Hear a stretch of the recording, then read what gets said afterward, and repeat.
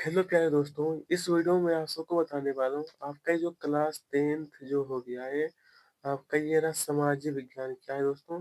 सामाजिक, जिसको हम लोग एसएसटी के नाम से भी जानते हैं। अध्याय 1 हम लोग सोल्व करने वाले, जिसका नाम है संसाधन एवं विकास। आइए शुरू करते हैं हम लोग। यहाँ पर देखिए जो क्वेश्चन आपका दिया है कि सही विकल्प चुन करके निम्नलिखित में से कौन सा अजैव संसाधन, क्या है अजैव संसाधन, तो ये होगा चट्टाने। क्या होगा? चट्टाने। सेकेंड क्वेश्चन है कि अवन अवनालिका अपर्दन मृदा को बनाता है, तो क्या बनाता है दोस्तों? तो दो का उत्तर जो होगा वो क वाला ऑप्शन होगा, कृषि के लिए अनुप्रयुक्त। अनुप्रयुक्त। तीसरा क्वेश्चन है कि निम्न में से कौन सा कारक भूमि उपयोग का भौतिक कारक नहीं है? भूमि उपयोग का, तो इसका 3 का घ वाला ऑप्शन सही होगा, जनसंख्या। जनसंख्या। 4 का उत्तर जो होगा, 4 में कहा कि सेल और धातुएं किस प्रकार के साधन है? किस प्रकार के? तो आपको अजैविक। अजैविक है, ठीक है।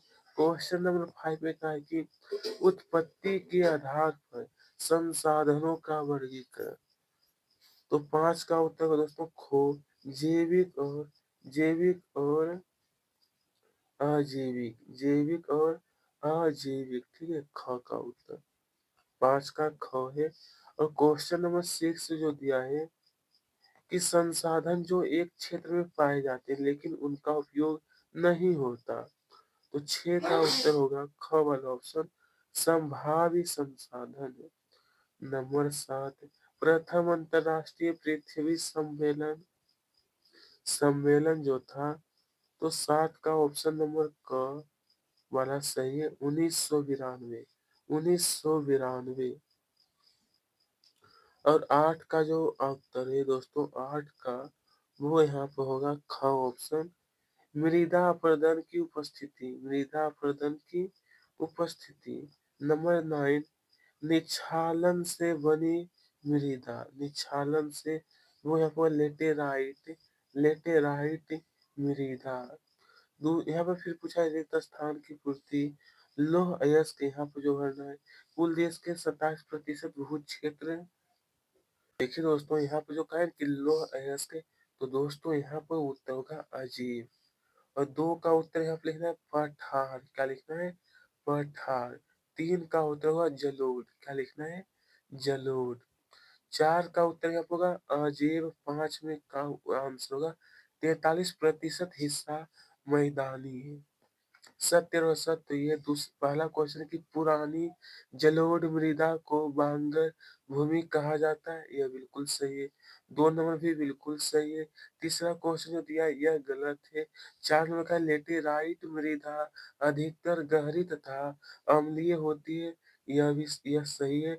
और 5 नंबर का है कि मृदा सबसे महत्वपूर्ण नवीकरणीय योग संसाधन, यह भी सही है।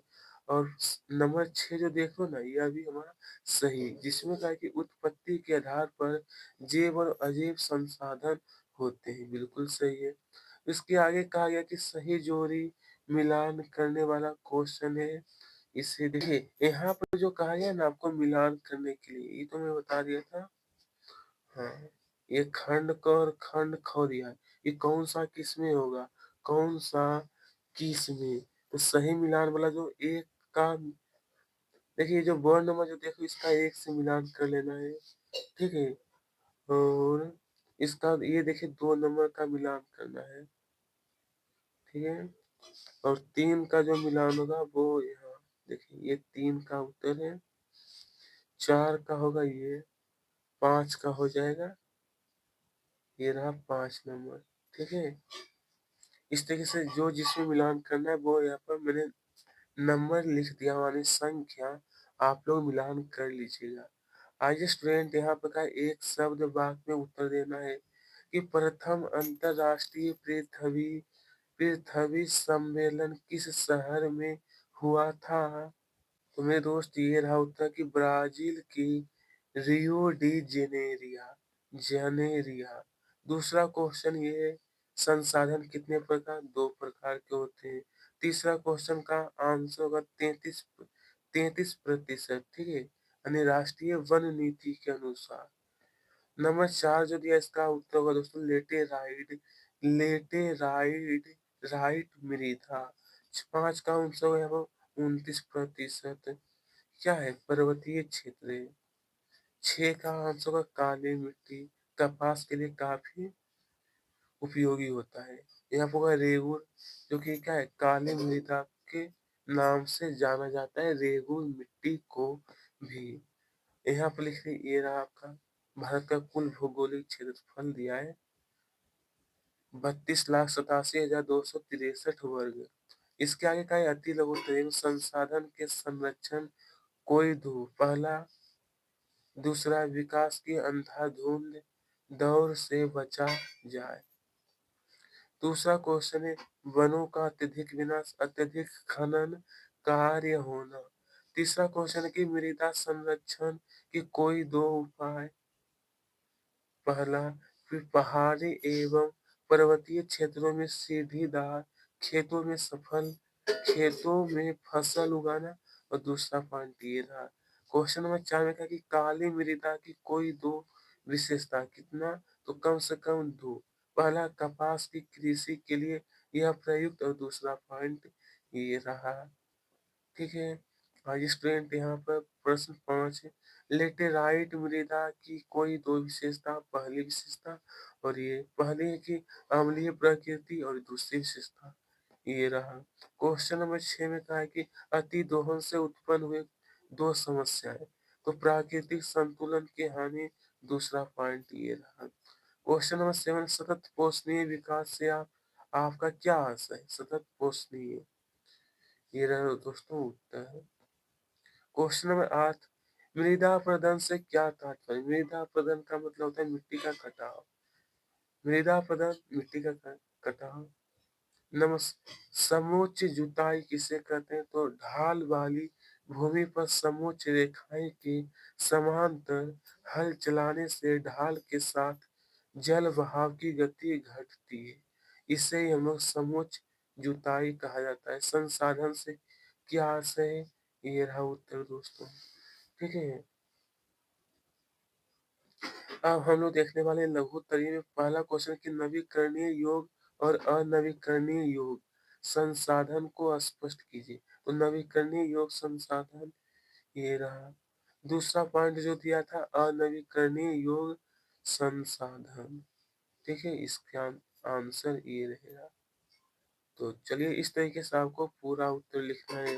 अब हम लोग देखने वाले हैं दूसरा पॉइंट कि लेटेराइट मृदा की कोई 3 विशेषता, कम से कम 3 विशेषता। यह मृदा अम्लीय प्रकृति की होती है।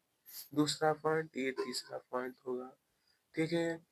अब चलिए नंबर 3 में कहा कि मरुस्थलीय मृदा जो है इसकी 3 विशेषता। पहली, दूसरी और ये तीसरी। राजस्थान के पश्चिमी भागों में यह मृदा अधिक पाई जाती है।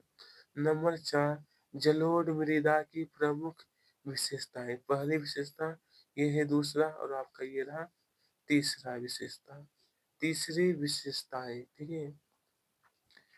क्वेश्चन नंबर 5 में पूछा है कि एजेंडा 21 क्या है? आखिरकार एजेंडा 21, तो देखिए दोस्तों, एजेंडा 21 यह घोषणा है जिसे 1992 में ब्राजील के शहर रियो डी जेनेरो में प्रयुक्त संयुक्त राष्ट्र पर्यावरण और विकास सम्मेलन यूएनसीईडी के तत्वाधान में राष्ट्राध्यक्षों द्वारा स्वीकृत किया गया था।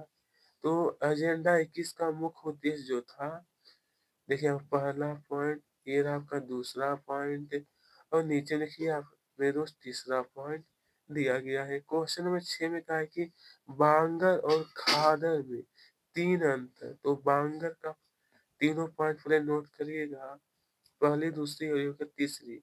उसके बाद खादर में 3 पॉइंट, पहला, सेकंड और तीसरा। तो 3-3 अंतर कहा गया था, लिखने के लिए मैं आपको बता दिया हूँ। नंबर 7, उन चट्टानों का नाम लिखिए जिससे काली मृदा का निर्माण होता है। ये रहा दोस्तों इसका उत्तर। और काली मृदा की विशेषताएं भी आपको नोट करना है।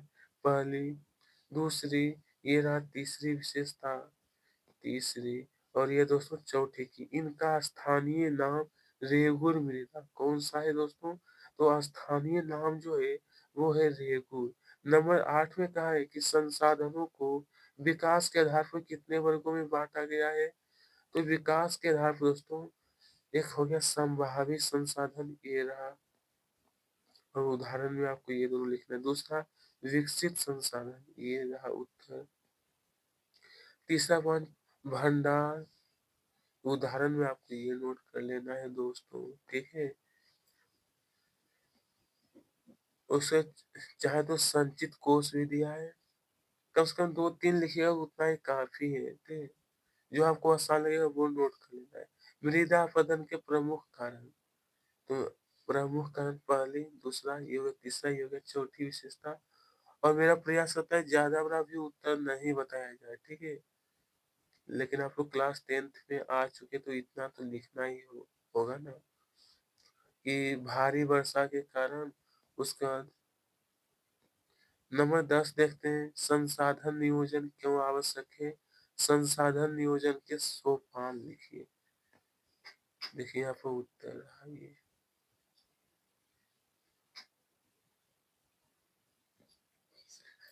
पहले इतना नोट करिएगा कि महत्वपूर्ण संसाधनों की अत्यधिक कमी है, इसीलिए राष्ट्रीय ये रहा, और नियोजन के निम्नलिखित सोपान, सोपान भी लिखना पहले हो गया, और ये हो गया आपका दूसरा सोपान, दूसरा, और ये है तीसरा,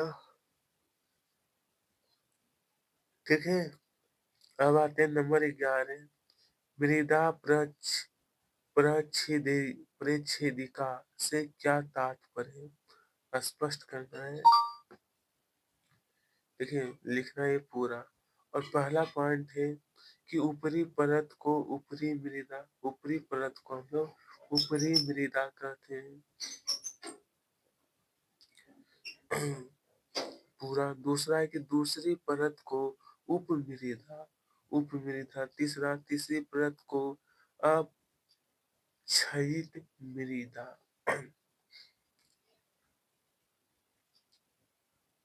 ये रहा चौथी परत में मूल चट्टानें होती है।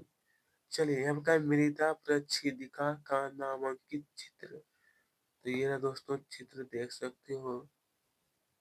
हालांकि ये जो चित्र आपके बुक में भी दिया गया था, ठीक है। इस प्रकार से हम लोग अध्याय नंबर जो 1 था, संसाधन एवं विकास, पूरा सोल्व कर लिए हैं।